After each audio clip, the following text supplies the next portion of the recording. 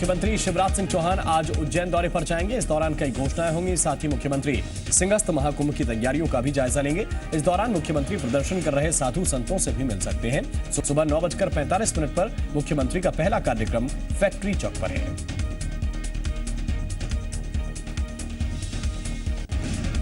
इस कार्यक्रम में शिरकत करने के बाद मुख्यमंत्री रुद्र सागर जाएंगे। शिवराज सिंह चौहान चिंतामन फ्लाईओवर का भी उद्घाटन करेंगे। इसके बाद गौ घाट पर कार्यक्रम में शामिल होंगे। फिर बाईपास पर टोल रोड का उद्घाटन करेंगे। मुख्यमंत्री देर शाम तक उज्जैन में अलग अलग कार्यक्रमों में व्यस्त रहेंगे। उज्जैन में सिंहस्थ मेले के जमीन आवंटन को लेकर साधु संत फिर से धरने पर बैठ गए। धरने पर बैठे साधु संतों ने चेतावनी दी है कि ये अनशन आमरण अनशन होगा और जब तक इनकी मांगे नहीं मानी जाएंगी तब तक धरना जारी रहेगा। इस बीच एक संत ने विरोध स्वरूप मांगे नहीं माने जाने तक खड़े रहने का प्रण लिया है। मंगलवार को मध्य प्रदेश विधानसभा के सामने तेज रफ्तार बस से बाइक की हुई टक्कर में विकास नाम का युवक गंभीर रूप से घायल हो गया था। विकास काफी देर तक सड़क किनारे तड़पता और कराहता रहा, लेकिन पुलिस और वहां मौजूद लोग तमाशबीन बने रहे। अब उस हादसे की सीसीटीवी फुटेज सामने आ गई है। इस युवक को अस्पताल ले जाया गया, लेकिन तब तक उसकी मौत हो गई थी। हादसे की ये सीसीटीवी तस्वीरें आप देख रहे हैं। विकास सड़क के रॉन्ग साइड पर आ रहा था। इस दौरान उसकी सामने से आ रही रेड बस से जोरदार टक्कर हो गई थी। मंदसौर के उर्वशी अपहरण कांड में उस वक्त एक नया मोड़ आ गया जब उर्वशी खुद अपने प्रेमी गौरव के साथ कलेक्टर दफ्तर पहुंची और शादी की बात को लेकर परिवार वालों से जान को खतरा बताया। साथ ही सुरक्षा की मांग भी की। जिसके बाद मंगलवार देर रात उर्वशी और गौरव को गरुड़ पुलिस के हवाले कर दिया गया। मंदसौर पुलिस का कहना है कि तमाम बिंदुओं पर मामले की जांच के बाद ही कार्रवाई की जाएगी। आपको बता दें कि परिवार वालों ने गरुड़ थाने में उर्वशी के अपहरण की शिकायत दर्ज कराई है। सोमवार को उर्वशी की मां ने पुलिस की कार्यप्रणाली पर सवाल उठाया था और कार्रवाई नहीं करने का आरोप लगाते हुए थाना परिसर में आत्मदाह की धमकी दी थी। इंदौर में नॉन इंटरलॉकिंग वर्क की वजह से 2 दिन के लिए मेगा ब्लॉक रहेगा। आज और कल इंदौर रेलवे स्टेशन बंद रहेगा, जिसके चलते इस रूट की तकरीबन 16 ट्रेनें रद्द रहेंगी। वहीं 29 ट्रेनों के रूट में थोड़ा बदलाव किया गया है, यानी ये ट्रेनें लक्ष्मीबाई नगर और पलिया से चलेंगी। मेगा ब्लॉक की वजह से यात्रियों को आने जाने में काफी दिक्कतों का सामना करना पड़ सकता है। मध्य प्रदेश में आज से 10वीं बोर्ड की परीक्षा शुरू हो गई।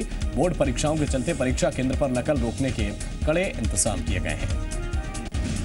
ज्वेलरी पर एक्साइज ड्यूटी के विरोध में आज से देश भर के ज्वेलर्स हड़ताल पर हैं, जिसके कारण मध्य प्रदेश में भी 3 दिन तक ज्वेलर की दुकान बंद रहेगी। बजट में वित्त मंत्री ने बिना इनपुट क्रेडिट वाली गोल्ड ज्वेलरी पर 1% और इनपुट क्रेडिट वाली गोल्ड ज्वेलरी पर 12.5% एक्साइज ड्यूटी लगाने का प्रस्ताव दिया है। यानी देश में बनने वाली गोल्ड ज्वेलरी पर 1% एक्साइज ड्यूटी लगेगी। अगर आप देश में बनने वाली 30,000 रुपए की गोल्ड ज्वेलरी खरीदते हैं तो आपको 300 रुपए एक्साइज ड्यूटी के तौर पर ज्यादा देने होंगे। और अगर इंपोर्टेड ज्वेलरी खरीदते हैं तो आपको 12.5% यानी 3,750 रुपए ज्यादा चुकाने होंगे। ज्वेलर्स की दलील है कि इससे बिक्री घटेगी और इंडस्ट्री को नुकसान होगा। मध्य प्रदेश में स्वास्थ्य कर्मचारियों की हड़ताल का आज तीसरा दिन है। प्रदर्शनकारी स्थायी नौकरी समेत कई मांगों को लेकर हड़ताल पर हैं। हड़ताल से स्वास्थ्य सेवाओं पर बुरा असर पड़ रहा है। प्रदर्शनकारियों ने मांगे पूरी नहीं होने तक भूख हड़ताल पर रहने की चेतावनी दी है। रतलाम के न्यू रोड पर एक घर में चल रहे सट्टा कारोबार का खुलासा हुआ है। मौके से कंप्यूटर समेत कई दस्तावेज जब्त भी हुए। दरअसल शेयर टर्मिनल की आड़ में सुशील फाइनेंस के नाम से सट्टे का कारोबार चल रहा था। घर की ऊपरी मंजिल पर फाइनेंस का दफ्तर था, जबकि बेसमेंट पर सट्टे का धंधा चल रहा था। सट्टा कारोबार से आरोपी ने करोड़ों रुपए कमाए। रतलाम के विरखेड़ी इलाके में युवती के साथ छेड़छाड़ को लेकर जमकर मारपीट हुई। झगड़े में एक ही परिवार के 4 लोग जख्मी हो गए। घायलों में से 3 का जिला अस्पताल में इलाज जारी है। बताया जा रहा है कि 3 दिन पहले पीड़ित युवती के साथ कुछ लोगों ने छेड़छाड़ की थी।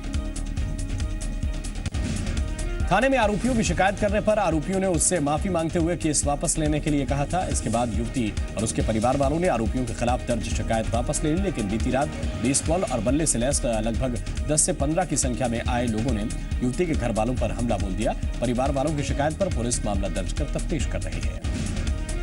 छत्तीसगढ़ विधानसभा के बजट सत्र का आज दूसरा दिन है। कल राज्यपाल के अभिभाषण के बाद कार्यवाही स्थगित कर दी गई थी। आज विधानसभा में हंगामे के आसार हैं। विपक्ष ने सरकार को घेरने का पूरा प्लान तैयार कर लिया है। अंतागढ़ टिप्कांड पर कांग्रेस आक्रामक रहेगी। बजट सत्र को लेकर मंगलवार को रायपुर में बीजेपी विधायक दल की बैठक हुई। सीएम रमन सिंह ने विधायकों से अपनी बात मजबूती से रखने के लिए कहा है।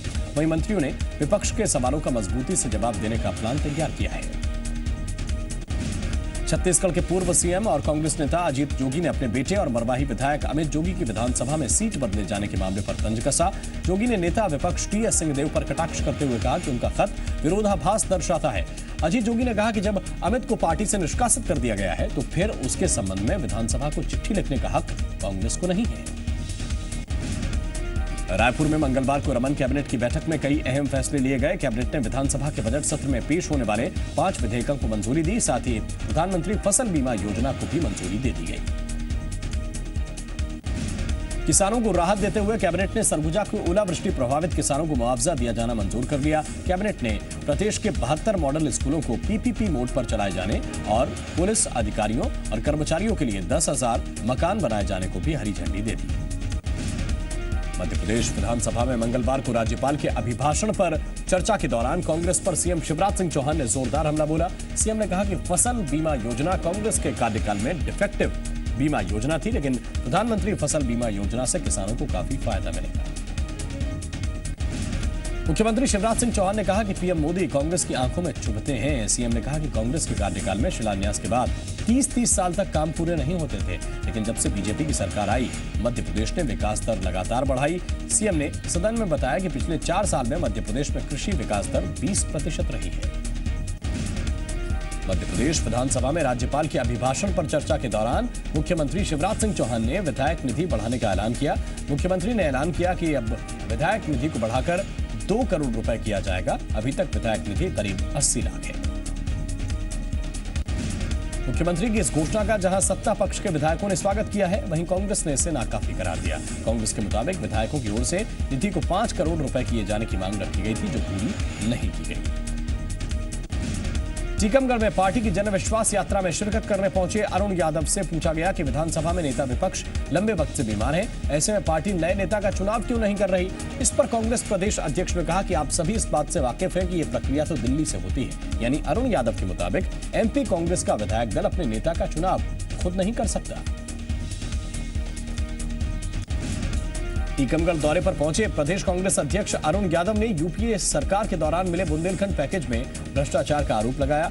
अरुण यादव का आरोप है कि इस पैकेज में 7200 करोड़ रुपए मिले थे, लेकिन 1 रुपए का काम भी जमीन पर नहीं दिख रहा। छत्तीसगढ़ विधानसभा के पहले दिन मंगलवार को कांग्रेस विधायक दल की बैठक हुई। बैठक के बाद नेता प्रतिपक्ष ने अच्छे वातावरण में कांग्रेस विधायकों को विधानसभा में बेहतर परफॉर्मेंस देने की बात कही। इस दौरान नेता प्रतिपक्ष टीएस सिंहदेव ने बस्तर में महिलाओं के साथ अनाचार, अंतागढ़ में प्रशासनिक इस्तेमाल का मुद्दा उठाने की बात पर जोर दिया। उन्होंने कहा कि दोनों मुद्दे स्थगन प्रस्ताव के माध्यम से लाए जाएंगे। बैठक में एकजुट रहने की बात पर भी फोकस किया गया।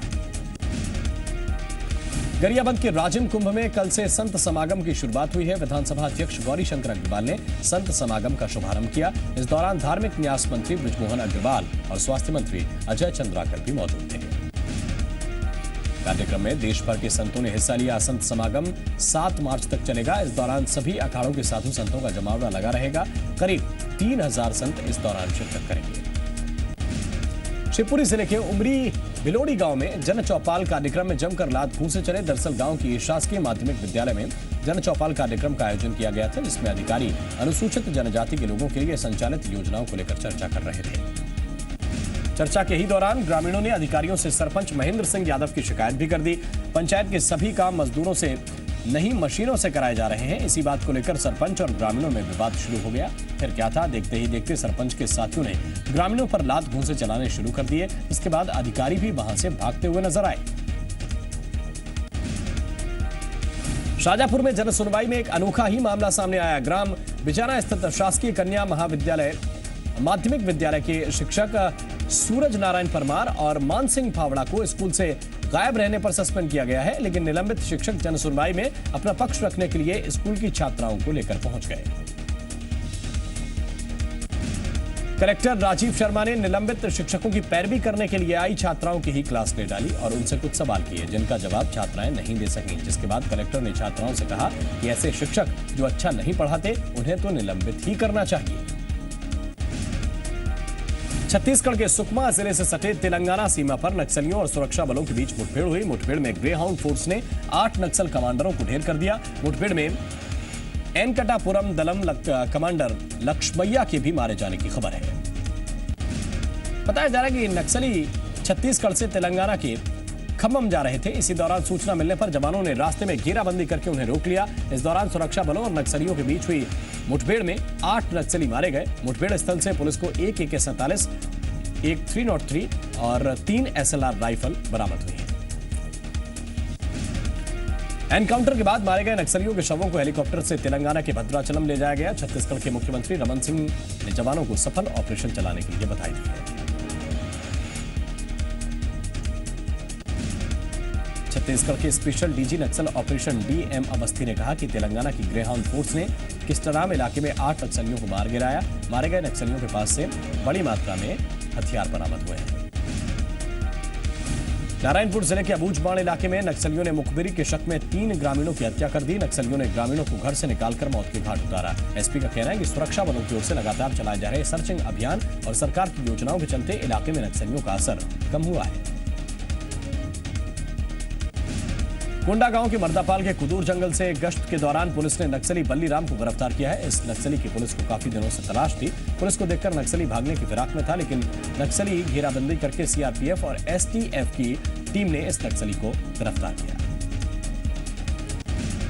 गिरफ्तार नक्सली पर पुलिस पार्टी पर हमला करने, विस्फोट करने और फायरिंग जैसे अपराधों में शामिल होने का मामला कई थानों में दर्ज है।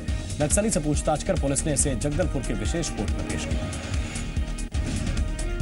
मुरैना में 2 बदमाशों ने रेडीमेड कपड़ा कारोबारी राहुल जादौन पर सरेआम फायरिंग कर डाली। बताया जा रहा है कि बंटी पंडा और अंकित शर्मा ने राहुल जादौन की दुकान से कुछ कपड़े उधार खरीदे थे, इसका कुछ पैसा बकाया था।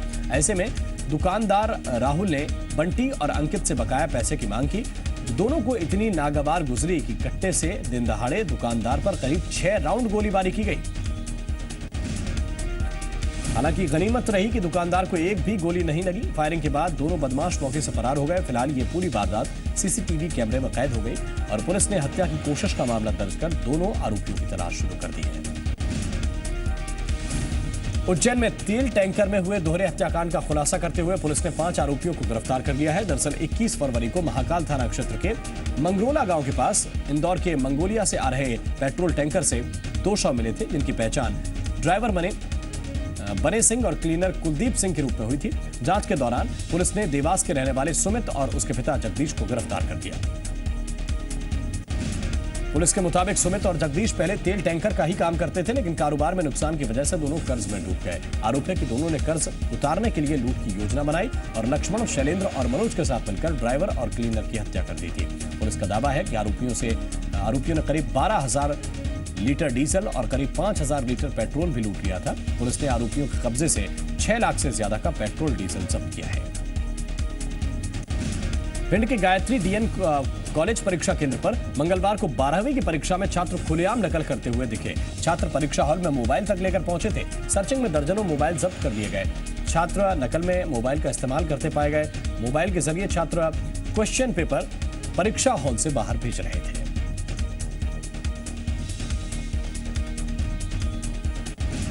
भिंड के गायत्री DN कॉलेज परीक्षा केंद्र पर खुलेआम नकल मामले में नया गांव केंद्राध्यक्ष रामेंद्र सिंह और पर्यवेक्षक किशन पाल सिंह को निलंबित कर दिया गया है। सही तरीके से सर्चिंग नहीं करने की वजह से इन दोनों को निलंबित किया गया।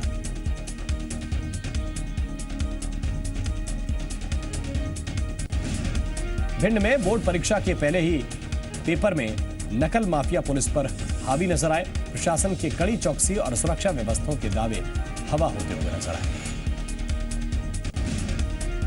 भिंड के बरोही थाना क्षेत्र के डगरोलिया महाविद्यालय परीक्षा केंद्र पर एक मुन्ना भाई को गिरफ्तार किया गया। हालांकि आरोपी खुद को बेकसूर बता रहा है। उसकी दलील है कि मुन्ना भाई की स्कूल संचालक की गलती की वजह से उसके प्रवेश पत्र पर किसी लड़की का फोटो लग गया है। भिंड में स्कूल में नकल के मामले पर स्कूली शिक्षा राज्य मंत्री दीपक जोशी ने कहा है कि दोषियों के खिलाफ कार्रवाई हो रही है। विभाग सतर्क है और इसीलिए नकलची पकड़े जा रहे हैं। आतंकी इशरत जहां पर हलफनामा बदलवाने के मामले में पूर्व गृह मंत्री पी चिदम्बरम बुरी तरह से फंस गए हैं। इस केस में पूर्व गृह सचिव जी के पिल्लई के बाद अंडर सेक्रेटरी RVS मणि ने आरोप लगाया है कि हलफनामे में इशरत का लश्कर तैयबा कनेक्शन छिपाने के लिए उन्हें बुरी तरह टॉर्चर किया गया। बीजेपी का आरोप है कि ये कांग्रेस हाईकमान के इशारे पर हुआ। आतंकी इशरत केस में सुप्रीम कोर्ट भी एक याचिका पर सुनवाई के लिए तैयार हो गया है। इस याचिका में इशरत एनकाउंटर में शामिल गुजरात पुलिस के अफसरों के खिलाफ दर्ज क्रिमिनल केस खारिज करने की मांग की गई है।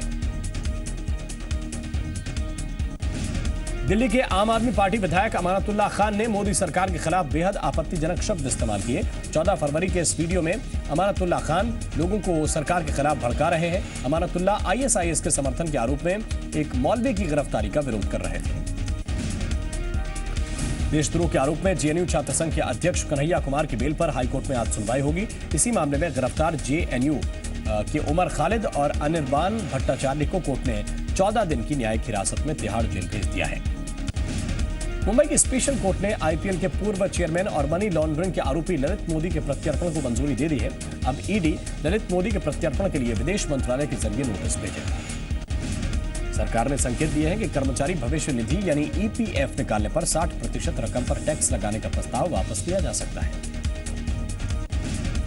पी चिदम्बरम के बेटे कार्ति की संपत्ति पर खुलासे के बाद संसद में आज भी हंगामा हो सकता है। कांग्रेस पहले ही इस मसले पर बट गई है। दिल्ली पुलिस ने यौन शोषण के आरोपी टेरी के कार्यकारी उपाध्यक्ष RK पचौरी के खिलाफ चार्जशीट दायर की है। 1400 पन्नों की चार्जशीट में पुलिस ने करीब 25 गवाहों का जिक्र किया है। खबरों की माने तो बॉलीवुड अभिनेत्री प्रीति जिंटा ने चुपके अपने दोस्त से शादी रचा ली है। फिल्म फेयर की वेबसाइट के मुताबिक प्रीति ने लॉस एंजलिस में अपने बॉयफ्रेंड जीन गुडेनफ से शादी कर ली है। 88वें ऑस्कर सेरेमनी के रेड कार्पेट पर प्रियंका चोपड़ा ने अपनी खूबसूरती से हर किसी को हैरान कर दिया। खबरों की माने तो इस सेरेमनी के दौरान प्रियंका ने 55 करोड़ के डायमंड्स पहने हुए थे।